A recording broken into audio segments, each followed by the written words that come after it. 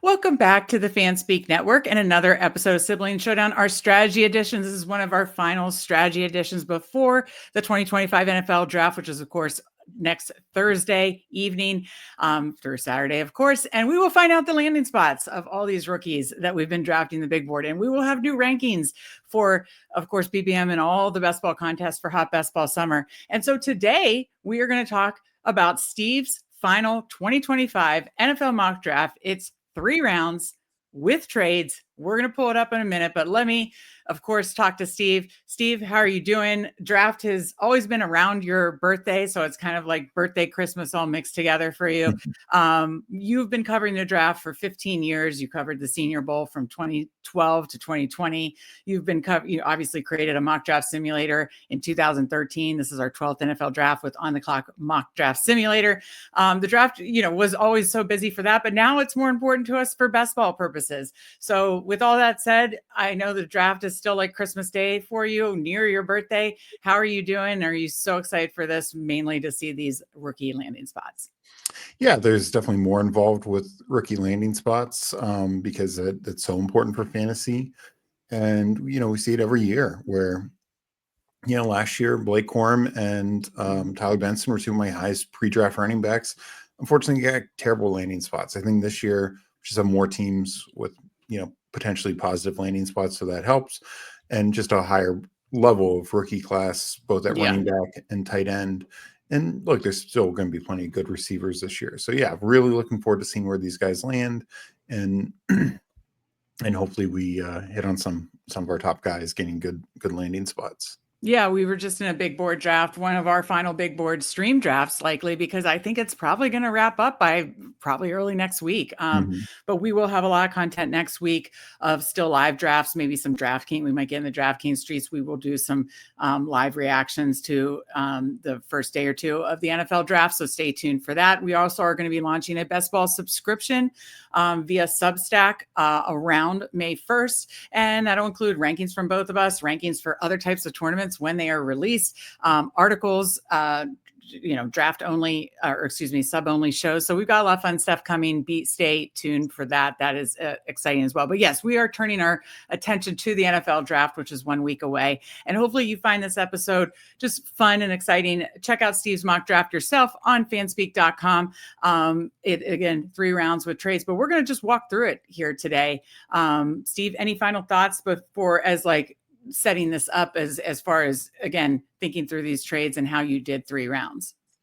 Yeah, I mean, I'll go through it as the trades and we'll highlight some, the fantasy impact players. We're not going to spend much time on non fantasy positions, but right. But yeah, this draft is is a strong defensive draft, decent offensive line, and then just really try to look at team needs in some creative ways with it, and some just chalk what's out there, because I do think some of it will land, but everyone's expecting. So yeah, and again, the with trades, it makes it very interesting because trades happen every year, and obviously for this year there could be some creative trades around quarterbacks and that kind of stuff, running backs obviously potentially too. So there's I definitely think the intrigue of the trades, but this is meant to be an exercise as a predictive mock. Again, you're I know there are like mock draft accuracy stuff like that, but again, you have been doing mock drafts for 15 years. So this is not your first rodeo, let me say this.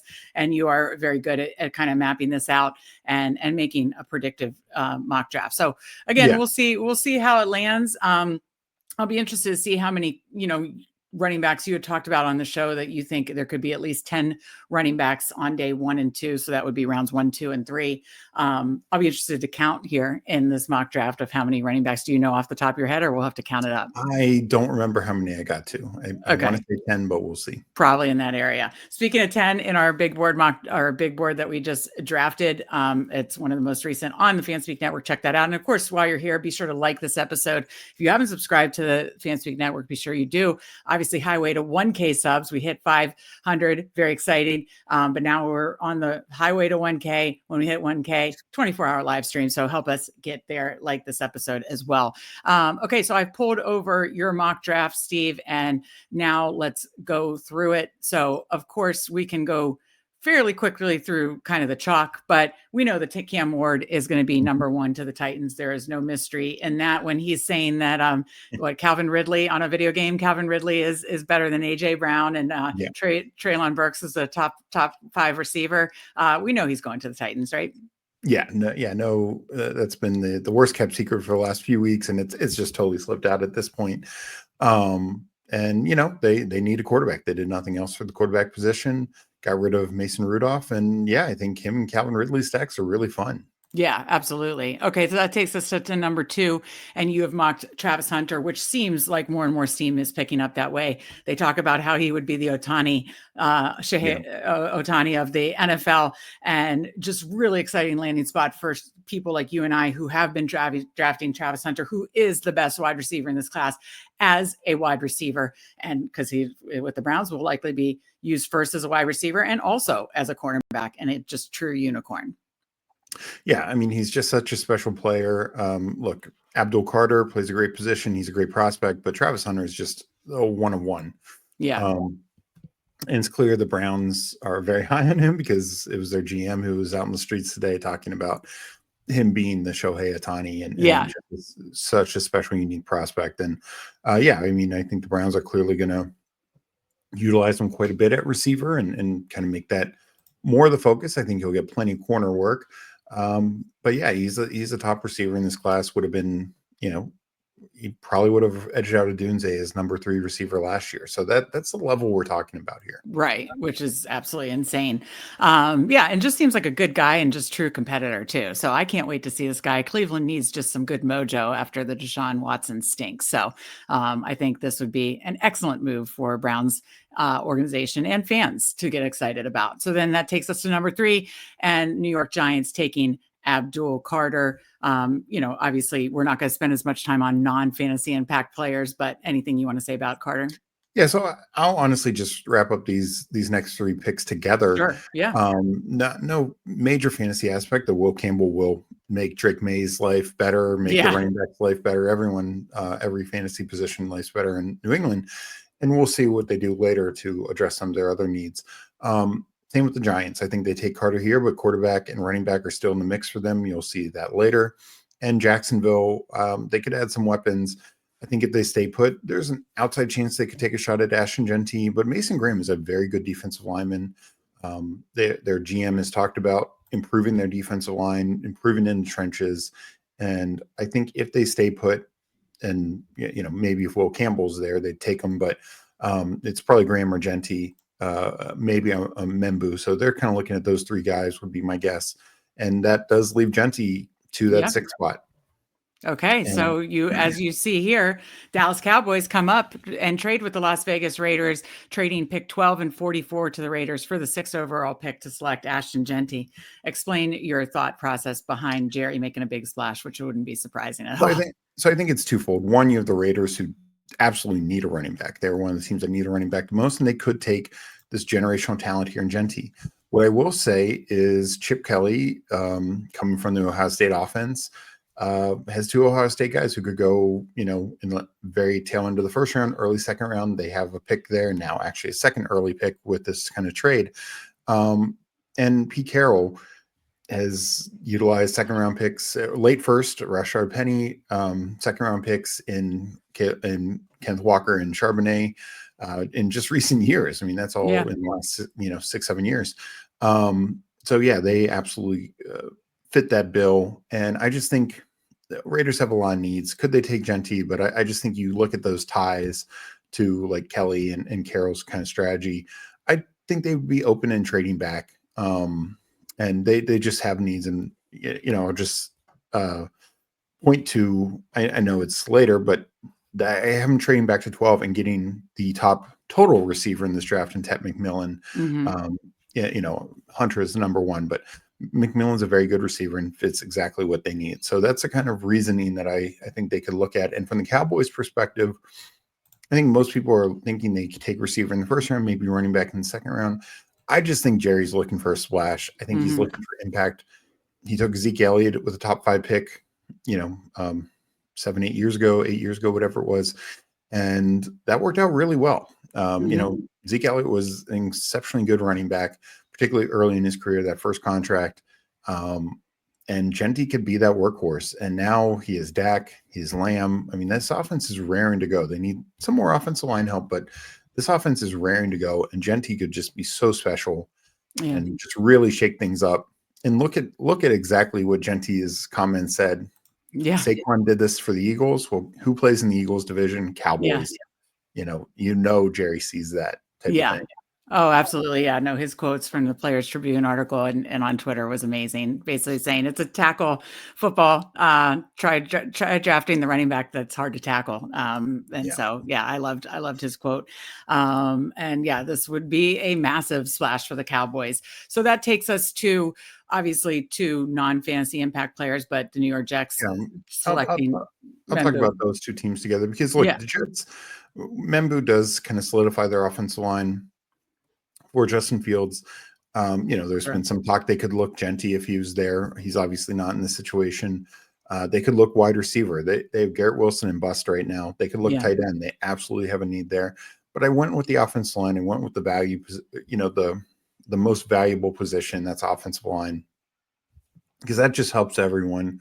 And I think if they stay where they are, I think they're a prime team to trade back potentially. But if they stay where they are, I think Membu makes a lot of sense. Carolina, they seem to be very high on the defensive side of the ball. Jalen Walker's a very, he's kind of a Micah Parsons type where he plays. He was in college a linebacker a lot, but he's probably going to be more of an edge at the NFL level and gives them that impact edge player. Could they look tight end? Sure. Could they look for a receiver like McMillan? Absolutely. But I think they probably go defense.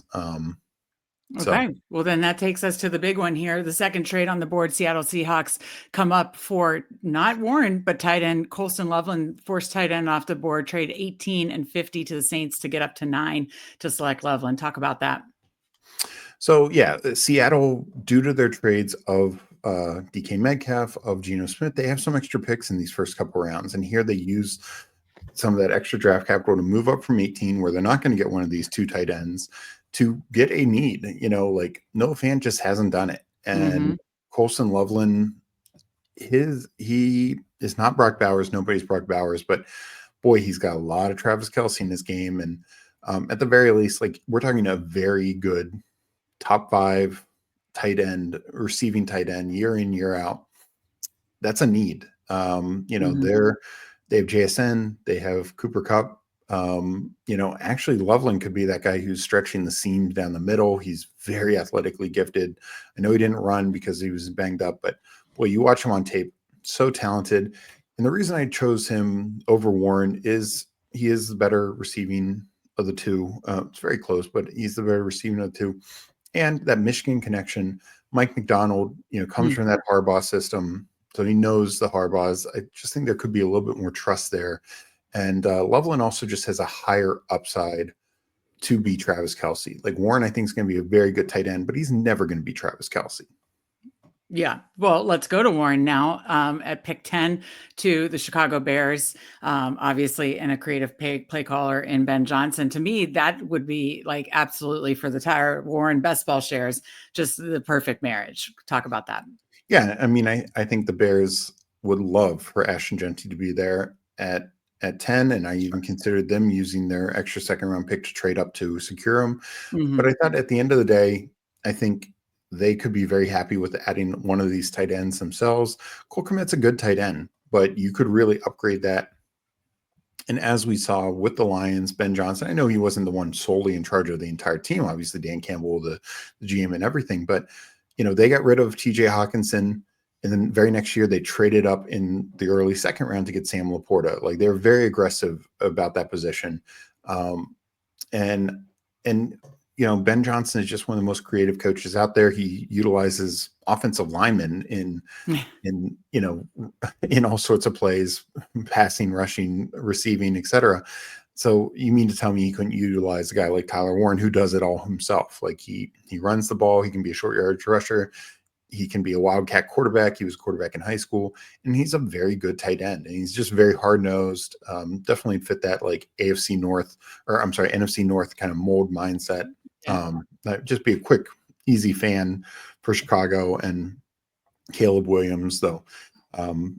Caleb might give him a hard time for Warren absolutely crushing his USC Trojans last year. He had like 200 receiving yards in that Oh game. yeah, I remember that game. Yeah. But no, I mean, overall, I just think it works really well. Maybe they trade Cole Kmet, or maybe they just run 2 tight ends. Yeah.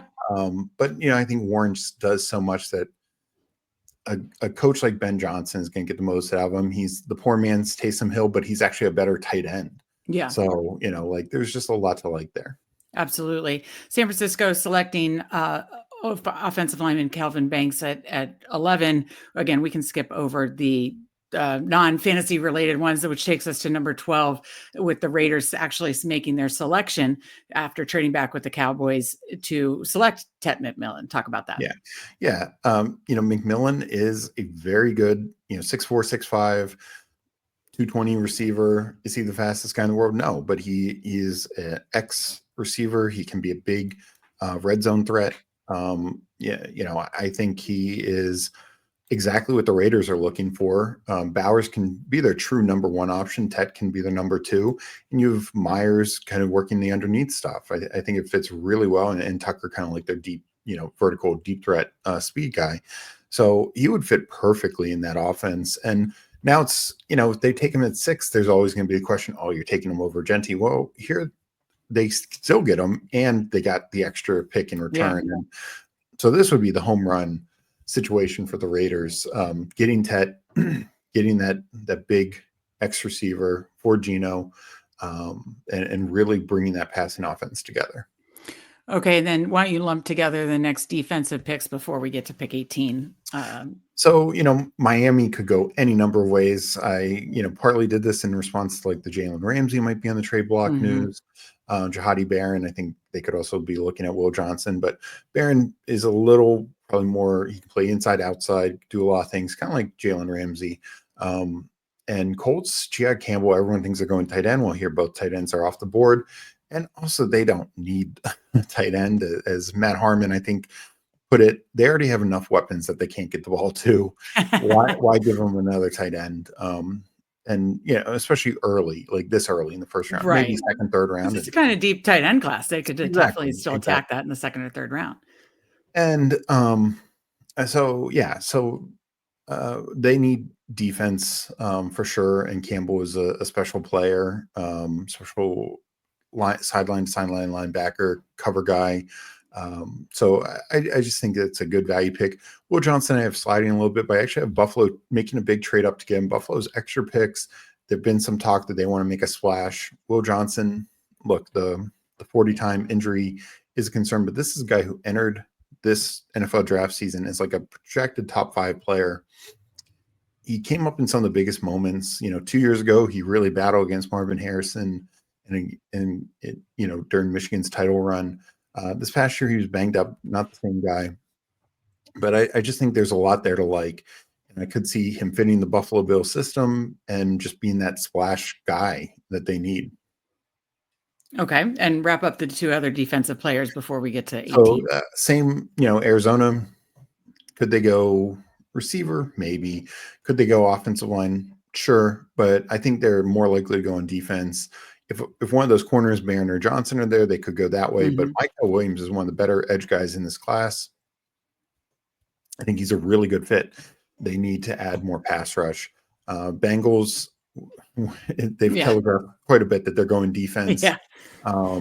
Derek Harmon, now if they somehow trade Trey Hendrickson, maybe they would look more edge, but Derek Harmon would be an instant starter.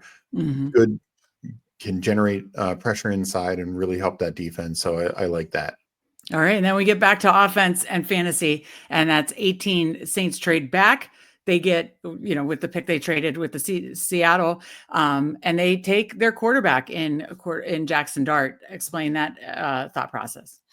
Yeah. And, I think right now with the Derek Carr news, and even before that, there's a lot of thought that the Saints could go quarterback with the first or second round pick. And now a lot of people are projecting it at 9.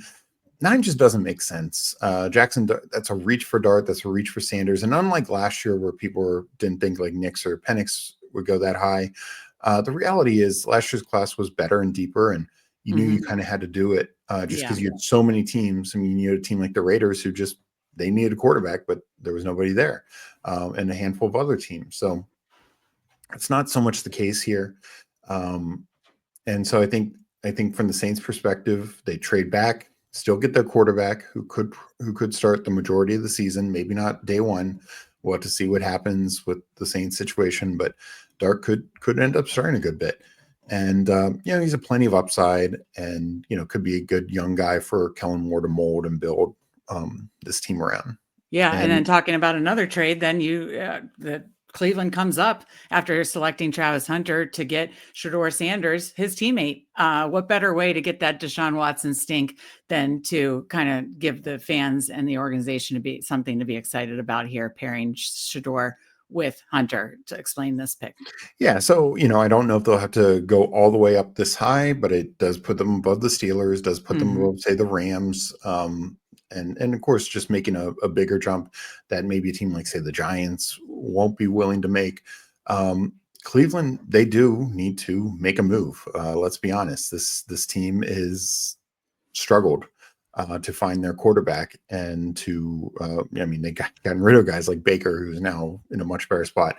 And they've just made a lot of big moves. This pales in comparison to what they gave up for Deshaun Watson. And Shedeur Sanders, whatever you think of him, I do think he has the upside to be a good quality NFL quarterback. Some of the attitude stuff, I'm just not buying. He different? Sure, but he's grown up different. He's been in the spotlight on basically any other quarterback not named a Manning to come out. So it's just, and I do think pairing him with Hunter is great for both of them, and just something for the fan base to build around. And at the cost of 67 and 192, right? It's not a tremendous thing. Maybe they need to fudge those picks a little bit, but that's about around what it would take.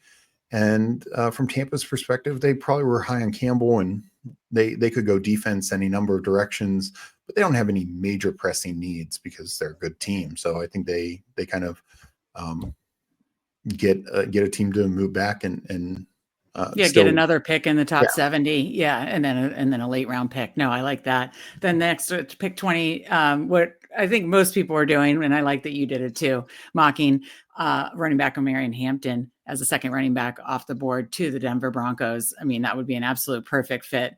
That's why we've been drafting so much Hampton and big boards. What do you think? Explain what everybody's been thinking about this. Yeah. So, the thing with it is, just Hampton could go earlier and maybe due to a trade up. But I think if Hampton's there, I think that's the Broncos pick. Would Trey Van Henderson be a great fit kind of in that Kamara role for Sean Payton? Sure. But Sean Payton's had any number of different types of backs. Hampton is a do-it-all 3-down back. I think the number 2 back in this class, as most people do. And just as an instant starter on a good young offense with a great offensive line, good defense, so they could have a lot of late game leads. And this is just a great landing spot for Hampton in fantasy wise. I think just fits. It fits the Broncos did a lot this offseason to fill their other needs. Ingram, some of the other defense players they signed. They can take the luxury running back pick here. Sure. And then at pick 21, it's back to defense. Kenneth Grant, defensive line to the Steelers. I don't know if you want to say anything about that. And then we get into another exciting pick fantasy-wise to talk about. Yeah, so, Steelers need to figure out what the quarterback situation, sure, but I don't think they're reaching for a quarterback like Milroe or Shuck here. Kenneth Grant, it fills a big need along the defensive front.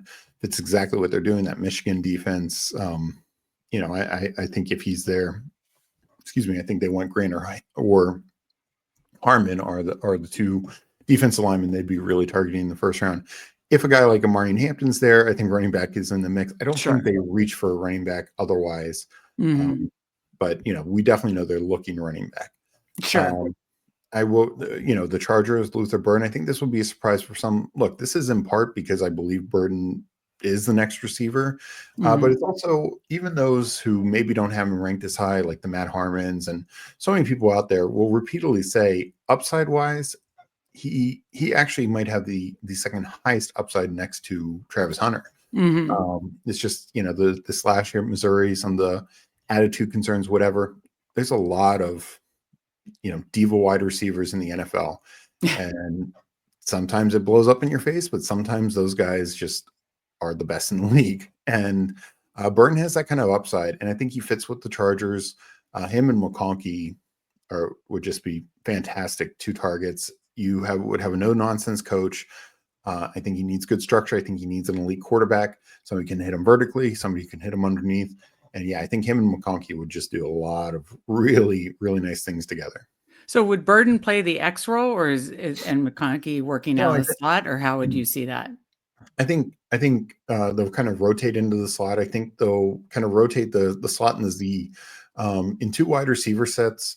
I do think, with like a Mike Williams and a Quentin Johnson there, I think they'll take a good chunk of that. But Mhm. the Chargers are going to be in three wide good majority of the time, especially when you have this much talent. And I just think the Burton can do more. Like they both fit either the Z or the slot, and I think those will be the focal point. I think their X is going to be that sacrificial X. Mhm. They're Right. not playing their X like other teams like a Jamar Chase. Right. Um, so yeah, I kind of see it that way. Okay, and then the next 6 picks are not fantasy related, so just run through them quickly so that then we can get to 29 where it gets good again. Yeah, I mean Packers definitely could be in the receiver mix, but otherwise I think they're going defense. Edge is a big need. Vikings, I consider a trade here because they don't have many picks and Mhm. could get more, but nothing really jumped off the page and makes sense to me. Malachi Starks, they lost their one safety in free agency, and then Harrison's and they're fine. They're covered right now, but Harrison Smith is, he was drafted in 2012, so he's about wrapping up his career. Starks can play a lot as a rookie, maybe start across from Harrison Smith, and if not, definitely take that role long term. Houston Texans, we know they're probably they could use receiver, but I do think with their offseason Mhm. moves, offensive line is their priority right now. Receiver would be next.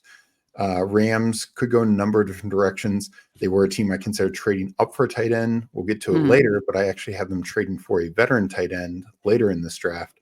And so here I think they can take a luxury pick and keep building that young defense, get a good edge rusher here. Ravens, they lost some offensive linemen in free agency. Mackay, this helps fill that role. And Lions don't have a ton of needs, but could keep bolstering that secondary, especially Sure. when you're looking at division of the Yeah. Vikings, the Packers, now Ben Johnson run Bears. Yeah. They need all the help, and so then yes, that gets us to our next trade.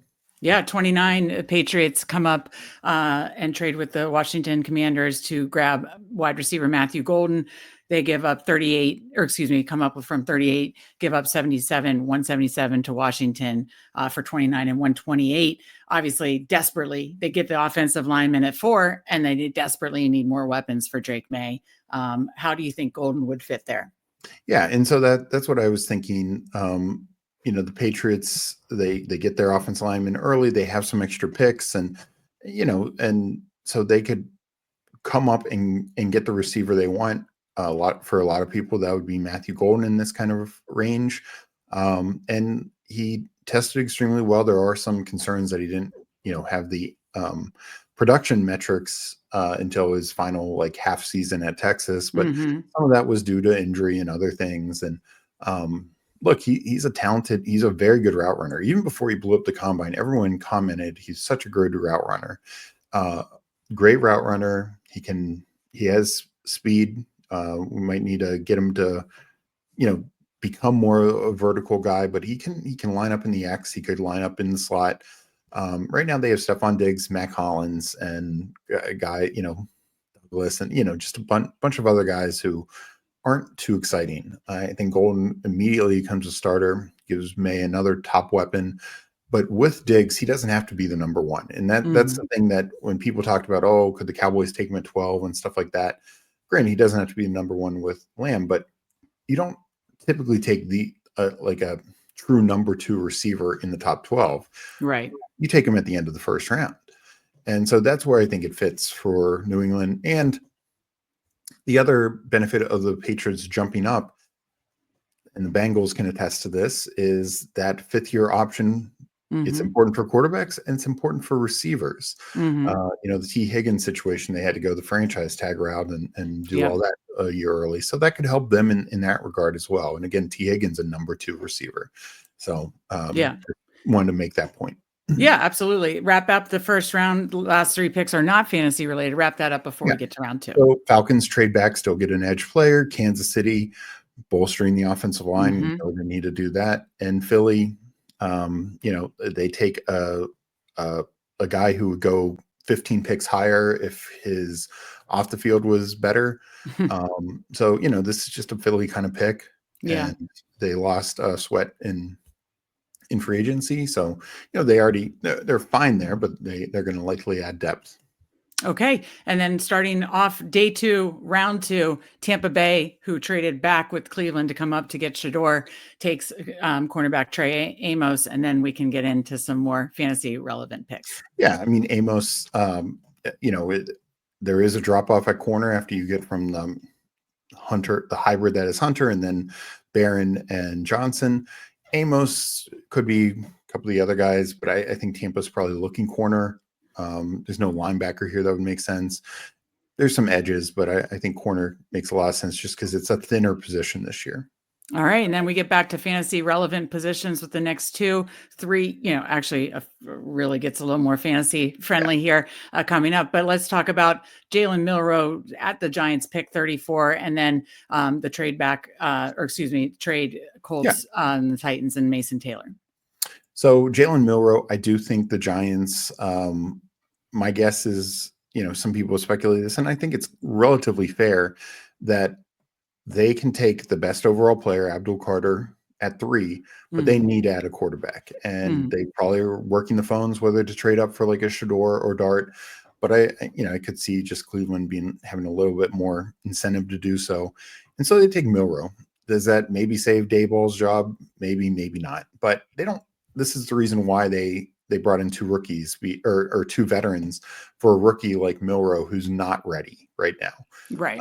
Maybe he would start the last couple games of the year if the Giants are totally out of it, as most people expect, and particularly if there's like an interim coach or something like that. But honestly, he's a guy who just needs to sit. He's got a ton of raw upside. One of the best rushing quarterbacks you'll ever see. And he's got a good arm, and he's a smart kid. He's young. There's a lot of positive there. He's just not NFL ready. So why rush him? Yeah. Don't know if it saves their jobs, but Milroe would be a solid pick for the Giants. Mason Taylor, Colts didn't get their tight end in the first round. I have them trading up here. I do think it's a position they need. They don't have a lot there. I think the Titans could look to trade back and just get some extra value here. They move up a big chunk, move back 10 picks in this round, move up a big chunk to get a 3rd rounder from the 141 pick. And Colts get Mason Taylor, who's also the type of tight end that they need, a good blocking tight end, an inline tight end. Some of these other guys here, Arroyo, Fannin, Ferguson, they're much better as the slot type tight end, the split out wide tight end, the pass catching primary tight end. Mason Taylor can do it all. Can coach his son from Jason Taylor, his Zach Thomas, so just ton of NFL experience. I think he's just day one can help bolster the line for whoever their quarterback is, or the blocking for whoever their quarterback is, and Jonathan Taylor, which is probably going to be the focal point of their offense. Yeah. And I'll just read quickly the names of the non-fantasy, and then you can talk about fantasy. So Jacksonville Jaguars select an offensive lineman, Gray Zabel, at 36. And then 37, we're back to fantasy from here, and a big one. Raiders select running back Quinshon Judkins out of Ohio State. You talked about the connection. Yeah, Chip Kelly had Judkins this past year at Ohio State. I think it makes all the sense in the world. And I do think Judkins over Henderson, probably for a team like the Raiders, who they have nothing at running back. And so they need a 3-down back. Judkins can do that much more than Henderson. Okay. And then that takes us to Travion Henderson going to our Washington Commanders from trading back with New England in the first round. I love this pick because obviously it gives them that pass catching back that they are really, really looking for to add just another weapon here. Yeah, I mean, Henderson is a very talented back. He's actually one of the best pass blocking backs in this class. He's one of the best pass receiving backs in this class, and one of the most explosive backs in this class. What he's not is he's not going to give you 300 carries. He's not going to be, your Saquon Barkley type. But he's Jahmyr Gibbs, and if you get Jahmyr Gibbs and a right type of offense, he's a fantasy darling. That could absolutely be the case with a good Washington offense, an explosive player to add to Daniels, McLaurin, Ertz, and Cliff Kingsbury. So yeah, big fan for this. But honestly, I think Washington could upgrade with just about any back in these first couple rounds. Oh, I definitely hope they take a running back in the first couple of rounds. So Chicago then goes offensive tackle Ursi. Saints goes edge Nick Scorton. Then we have a trade from Green Bay Packers Green Bay Packers with the Chicago Bears, trade with the Chicago Bears and get wide receiver Jaden Higgins. Talk about that. Yeah. So look, the Packers did this a couple of years ago. They did not take a first round receiver when everyone knew that they needed one, and Aaron Rodgers was desperately begging for one. But they traded up in the second round to get Christian Watson. Unfortunately, Watson just can't stay on the field. He's not going to be healthy this next year. Mm-hmm. Higgins is big. He's athletic. He can fill the X role while he can play the power slot. He can be that X, and even if he is in the power slot, maybe you have Reed as more the Z. You could just do a lot of things with him, and he adds the size, physicality, good speed, and just another good young target for Jordan Love. Okay, and then the Jets, another receiver, Emeka Mbuka, somebody that we've been taking in big board drafts. Talk about that. Obviously, they, outside of Garrett Wilson, need some more weapons. Yeah, so Mbuka, Ohio State connection with Garrett Wilson and Justin Fields. They didn't play together, but obviously they know each other very well. And I think fits what they're looking for. Mbuka is a good blocking receiver. He is one of the smartest receivers out there. He's plug and play. His upside is limited, but that's fine with the Jets because you have your top wide receiver in Garrett Wilson. He can have a long, good career as a good number 2 receiver, whether it's in the slot, playing a little outside. Just fits as a nice complement to Wilson. Does a lot of the intermediate, underneath stuff to help move the chains and help keep that team on schedule for this year with Justin Fields, and then going forward if they need to upgrade the position. Okay, and then 43, 49ers select edge Landon Jackson. 44 Raiders with the trade back get guard Donovan Jackson. And then we're back to fantasy focused here. Titans in the trade with the Colts take wide receiver Kyle Williams has been raising up people's boards. Yeah, so you're connecting the dots here. Cam Ward played with Kyle Williams at Washington State. They had a good year together. Really helped put Kyle Williams on the radar. And then this past year, he did even has solidified that spot. But it's something you bring in a receiver that your young quarterback knows. As much as Cam Ward says that Treylon Burks is a top 5 NFL receiver, he needs more help beyond Calvin Ridley, and Kyle Williams just absolutely does that. And then with the trade back, this is around the area he should be going, not 35. Right. Absolutely. So then that takes us to 46 Falcons select cornerback Siobhan Revel Jr. And then we're back to a little running the receivers here in the second round, which I think people are predicting because you only had 4 going with Travis Hunter in the first round. So then Arizona Cardinals select wide receiver Jalen Noel, the other Iowa State receiver. Yeah, I think the Cardinals could go in a couple different directions. It's a bit of a luxury, but right now they have Marvin Harrison Jr. and Trey McBride, obviously. But outside of that, you have Michael Wilson. You just don't have a lot there. Mm-hmm. And Noel can be your kind of slot guy. He can play outside.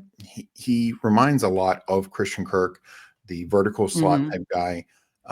Would be a great compliment to Marvin Harrison Jr., who's, he's the more, X big physical receiver, not going to beat a lot of teams vertically.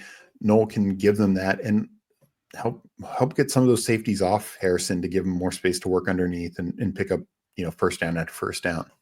Okay. And then Miami Dolphins at 48 select wide receiver Trey Harris. Explain this one because this would not probably be great for the Harris shares unless Tyreek Hill gets moved, I assume. What do you think? Yeah. And I do think that's very legitimate. Tyreek Hill getting moved. I didn't want to predict that trade just because it could go anywhere. And who knows? I mean, there's just so much there, but I could just see them doing that. And the one issue, Hill and Waddle, and even uh, Malik Washington, who they got from UVA, they're all these like small, deep Hmm. jitterbug receivers. They can be good at what they do, but you can only have so much of that. They did add Nick Westbrook-Akeen for a little bit more size and physicality, but Harris could be that like legit X big vertical receiver. I think there's a lot of upside to his game. He's the interesting guy who he was actually Malik Neighbors' high school quarterback. So, the position's new to him, and he's done very well with that. Um, I think Mike McDaniel could utilize him quite well. There's some Brandon Ayuk to his game, from that San Francisco system, and then Waddle can kind of do his own thing. And yeah, you probably need a Hill to get moved, but I think that's becoming more and more realistic. Right, absolutely. I'll run through the next couple quickly. Bengals building that defense, select cornerback Benjamin Morrison. Saints select cornerback Darian Porter. Broncos select linebacker Carson Schwessinger. Don't know if I butchered that. Seattle Seahawks select guard Marcus Membo. Bucks select guard Jonah Salvanea. And then we get to our guy in the second round to one of the best landing spots possible. Chicago Bears in the trade back select running back Cam Skattebo. That would be a dream come true for our Skattebo shares. Yeah, and so that's the thing. Like, were you just trying to put it in the universe for us, Steve? I mean, there's a little bit of that, but I do think the two guys I've Compton to all along are David Montgomery and James Conner. Obviously, David Montgomery was a priority for Ben Johnson and the Lions. And Skattebo's even a better receiver than him. But we know the Bears are doing something, whether they're keeping Swift or not. Skattebo makes a ton of sense for them. Genty was off the board at 10. I don't think they would take Hampton at 10. And then in the second round, before we got to their two picks, both Junkins and Henderson went. That's a very realistic thing that those four backs are off the board. I think it's a little high, whether it's Skattebo, whether it's Sampson, whether it's Caleb Johnson. I think 41 and 44, 43, whatever their two picks are, I think are a little high for that fifth back. So they trade back and they land Skattebo, who I do think Ben Johnson will get the most out of and utilize correctly. Absolutely. That would be a dream come true for our Skattebo shares. Then we go to 55 Chargers select edge Jack Sawyer, 56 Falcons select Walter Nolan, 57 Panthers select Maxwell Hairston, 58.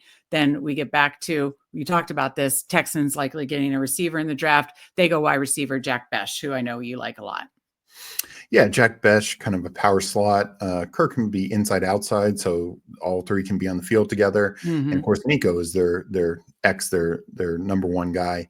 But Besh, I think they like. Look, I mean, this team is ready. They've gone back-to-back playoffs with Stroud, and they're ready to go again. I mean, they need to fix the offensive line, but Besh is one of these receivers who he's just ready to play. He might not have the highest upside in the world. He's never going to be a team's number one receiver, but he's ready to play and he's ready to make an impact. And this would be a good fit for him. Absolutely. No, I like that for the best shares and, to a good offense. Then we have Ravens selecting safety Xavier Watts, 60 Lions select DL Alfred Collins, 61 Washington selects edge Princely Uman Milan, probably butchered that, 62 Bills select edge JT Tulamilo, 63. Then we get to round out round two fantasy picks. Chiefs select Caleb Johnson after selecting offensive line in round one. That would be a massive, awesome landing spot for Caleb Johnson if this were to happen. Yeah, I think 60, could they take a running back in the first round? Maybe, but especially probably not if there's an offensive lineman there. But they have these two picks, 63 and then early, 66 early in the third round. I think that's a prime landing spot for a running back. Caleb Johnson's here. I think he'd be a great fit. And yes, it'd still be somewhat of a committee. I'm sure Pacheco would earn some time and whether it's Mitchell or Hunt, but I think Caleb can quickly take that role. And yeah, you're going to such a great offense. Your scoring opportunities are going to be tremendous. And I think he's a guy that they could lean on. Okay. And then rounding out the second round, Eagles select tight end Elijah Arroyo, who I know you like a lot as well. Yeah, vertical pass catching tight end really broke. He had injuries early in his career, really broke out this year for Miami with Cam Ward. Lot to like there. It sounds like Dallas Goedert's gone. That just a spoiler. That's it. At the end of round 3. I had the Rams trading for him for Dallas Goedert. So this is the replacement. Yeah. And I think it makes a lot of sense from Philly what they're looking for.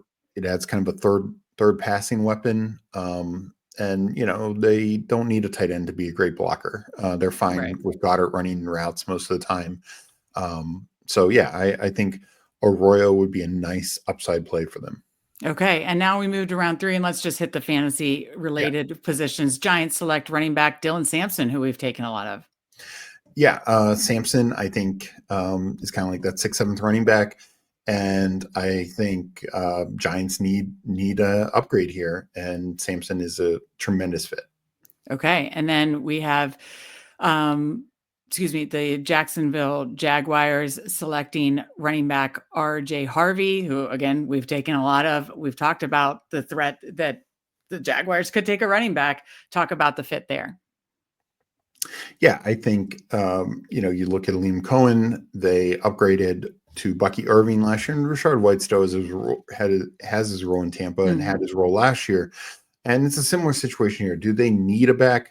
No. They have ETN, they have Bigsby, but that's why they can wait till like round 3 and take a guy like Harvey, who could end up being the lead back, similar to Bucky Irving. Undersized guy. Harvey's very similar in that regard. Probably a little actually better pass catcher, or at least upside in that role, but just makes people miss. So he might not start the year as the lead back, but I think there's a good chance he ends the year as the lead back. Okay. And then Chicago at 72 goes wide receiver Savion Williams, who I know can be kind of like that Cordell Patterson role. Talk about this. Yeah, and this is just, it's a theme, but it makes sense. One of the most creative-minded coaches in Ben Johnson gets another creative-minded player. Savion Williams, he built like a receiver, 6'3", 220. I mean, you look at him and you think DK Metcalf, but then he plays and you think more like, a poor man's Debo, or upside Cordell Patterson, and that's what he is. He can return stuff. And in Chicago, this is the perfect role. They have their top 2 receivers. They already have their tight end. They already have their number 1 running back in Cam Scatterboo, but he can run some for them. He can, be kind of like a third receiver out of the slot for them. He can just do a lot of the dirty man creative stuff that Ben Johnson is going to find and make plays. So I'd love that landing spot for him. And I said it on the show before, like, even if the Bears take him in the 5th round, or a team like the Dolphins or the 49ers take him in the 5th round, that's a better landing spot than the Browns in the 2nd round or somebody like that. Right. Absolutely. And then we get to some more tight ends going off the board here. 73 Jets take Harold Fannin. Yeah, Harold Fannin, at the receiving, he was the number 1 receiver, both receiver or tight end in college football this last year, and also didn't have all the playoff games like some other guys had. Just a tremendous receiving tight end, but he's undersized. He's a little awkward. I mean, he's an effort guy. It's not like he doesn't try to block, but that's why I think he probably slides to more the early 3rd round. Jets get their tight end now, and get another weapon. Mbuka, Fannin, going along with Garrett Wilson. I mean, there's some nice weapons there now. Yeah, and then Panthers select tight end Terrence Ferguson. Yeah, they took Jatavian Sanders last year. I think they could go back to the tight end well this year. I don't think it's a major priority, but this is a deep tight end class. I think Ferguson, receiving tight end, Oregon. He was never a focal point in the Oregon offense, but he's got the athletic profile. I could just see them looking to upgrade the spot, getting more weapons, for their young quarterback. I was going to say, I think Sanders had flashes last year. Do you think they'd be the type that I think I saw a Coach Speak index talking about that they would utilize 2-3 tight ends at a time? Yeah, I think they'll utilize 2 tight ends. So it wouldn't be like the greatest landing spot for either Ferguson or Sanders, going there. It's just I could see them taking advantage of this good tight end class. Sure. No, that makes a ton of sense. Then we go to 76. Cowboys select Iomanner. Everybody thinks they're going to select a receiver day 1 or 2. Here it is. Yeah. And excuse me, all basketball season, I've not been high on Right. Guy Manor, and in part because many people thought he would be like the fifth or sixth receiver taken here. He's probably like the ninth or 10th receiver Hmm. taken even later. And that's where he should go. He should be a third rounder. And he also should go to a team where he doesn't need to be the one. He doesn't need to be the two, maybe not even the three.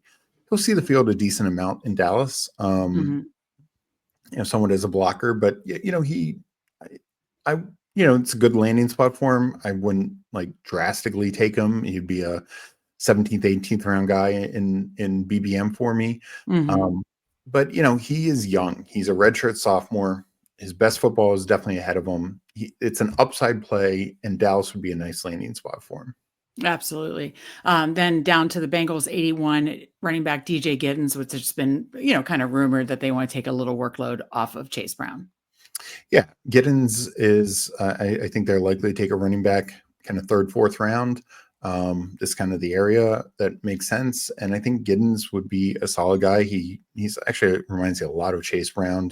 Because he can be an every down guy. He could help in the passing game.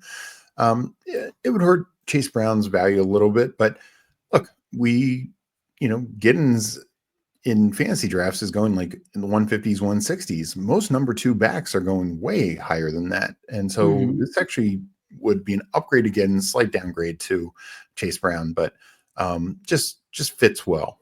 Right. And then Steelers, again, have taken a ton of 30 visits with running backs. They get running back Damian Martinez out of Miami. Yeah, I think the Steelers could go any which way at running back because they've kind of brought them all in. But Damian Martinez would fill in that Najee Harris early down rushing role that is Mhm. just currently not on the roster.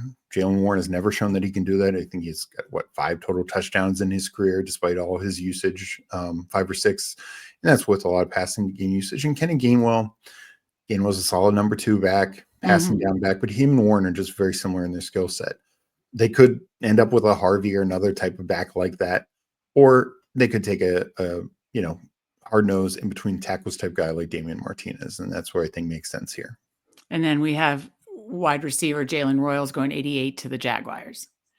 Yeah, I think Jacksonville will add to their receiving core, and but I don't think it's a massive priority. And Royals is this is about where I think he should go, third round. Um, and he can play inside outside. But with Brian Thomas there, with you know Davis, Parker Washington, De'Ami Brown, like they don't need to rush him.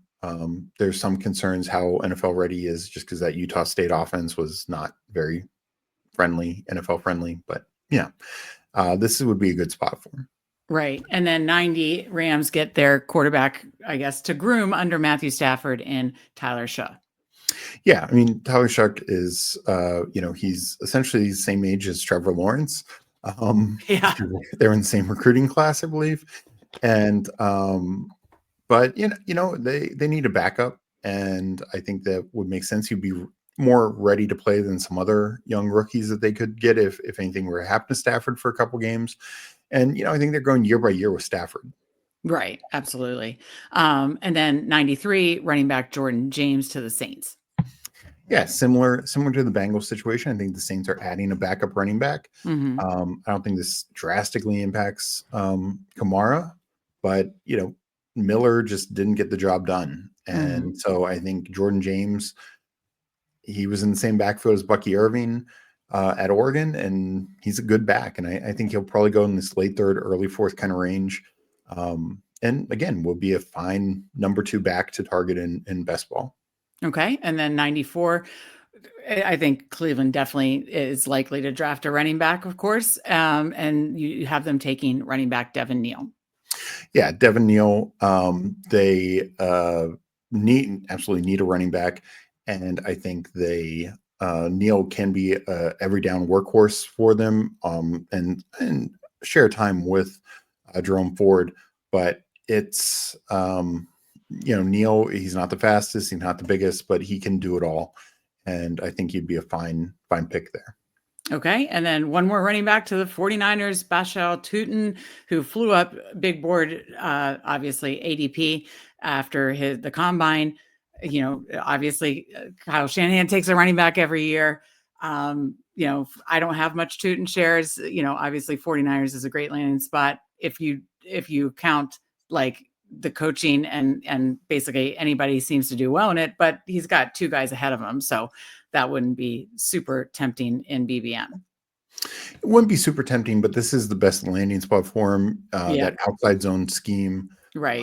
that's where his skill set works the best. He's not going to be your between tackles runner. He's not going to fill every team, and he's competing essentially with Grendo for the number 2 back. I would approach it if he gets this landing spot. I would take little Grendo, and ideally you're hoping CMC stays healthy. But Right. yeah, that'd be the way I'd look at it. Right. And Definitely then his best landing spot for sure. then you mentioned Goddard to the Rams. Does Yeah. that bump up Goddard a lot for you? And while you're talking about that, I'm going to count the running backs that go in the top 3 rounds. Go ahead. Yeah, I think it would bump up Goddard a bit for me. Obviously Mm-hmm. bump Higbee way down. I think Goddard Sure becomes their 3rd option on that team behind Puka and Devontae. But he was the 3rd option on the Eagles. It's just the Rams are going to pass 5 times a game more than the Eagles do. So there's that aspect to it. Okay, I'm counting 6, 7. Let's see, 8. I'm counting the running backs just out of curiosity. How many go here? 9, 10, 11, 12. 13. Yeah. 13 running backs. We talked about it. That you think at least 10 are going day 1 and 2, meaning rounds 1, 2, and 3. You have 13 in your mock draft. And when you break it out and see you have all the landing spots, it's like, yeah, that makes sense that they take it in the top 3 rounds. Yeah, that makes sense. So honestly, that just shows like the power of what this class can potentially be. And sure, not all are ideal landing spots, but there are plenty of them. And so it just really shows how that's going to shake up both the veteran and rookie, landing, market as we go into BBM. Any final thoughts on that? Yeah, no, well, honestly, I just wanted to highlight, Tootin, as we just mentioned, not the greatest because he really would be competing with somebody like Grendo, but the upside is there if it does work out. But some of those other ones, like Giddens to the Bengals or who do I have going to the Saints? Neil or one of their let me see. The Saints had Jordan James, I believe. Jordan James, yeah. Those guys are going way later in drafts. So those are actually still fine landing spots for those rookies, and maybe slight ding to the starter. But we know all along, Chase Brown is not getting every carry. Right. We know in every snap, and we know all along Alvin Kamara never has. He remains a top 10 running back. Even last year, he finished top 10 in points despite missing the final 3.5 games and having literally nobody around him. I just think that I did want to also highlight that those kind of backs, even in those landing spots where they're not going to be starters, still could be pretty decent in value, particularly where they've gone. And those types of backs would be like 13th to 15th round picks in BBM. Yeah. And you should be fine with that. Right. Absolutely. Well, that's what's so exciting is going through Steve's mock draft. Hopefully you've enjoyed this because it is a predictive mock draft for him, something he's been doing for a very long time. It'll be fun to see, how many of these landing spots do work out, but we'll get the real life story here in just 1 week from now. We'll know the landing spots of our big board exposures. Then we'll obviously rank these players, rookies and veterans, for BBM and all the hot best ball summer. We can't wait to do that again. We will have a subscription coming via Substack, hopefully by May 1st. So stay tuned for that. We'll have content all next week during NFL draft week, wrapping up drafts on, if Underdog is still open, DraftKings, maybe Drafters, maybe some live reactions to the NFL draft. So stay tuned for all that. And then Hot Best Ball Summer will be here. We'll have content pretty much every single weekday covering every angle of the best ball landscape. And we can't wait for that. Final thoughts for the people, Steve, and then we'll get out of here. Yeah, no, hopefully this was fun for for everyone, and just a look at where some of these landing spots can go. And sure, some were more the optimistic upside, particularly getting Ben Johnson, the types of guys that he would look for. But that's what coaches do. They look for types and guys that fit them and get the upside plays. So yeah, we'll see. I mean, I don't expect all these landing spots to come close to being right, but there's a lot of good landing spots out there is what I'm highlighting. And even if it's some of these situations where the Giants are taking some other running back over Dylan Sampson, it's a good landing spot. Same with Steelers, same with the Washington Raiders, etc. Yeah, absolutely. No, this is a fun exercise. That's what it is a fun exercise. And hopefully you guys have enjoyed it too. So thank you very much for joining us. For Steve, I'm Meg, and we will see you next time.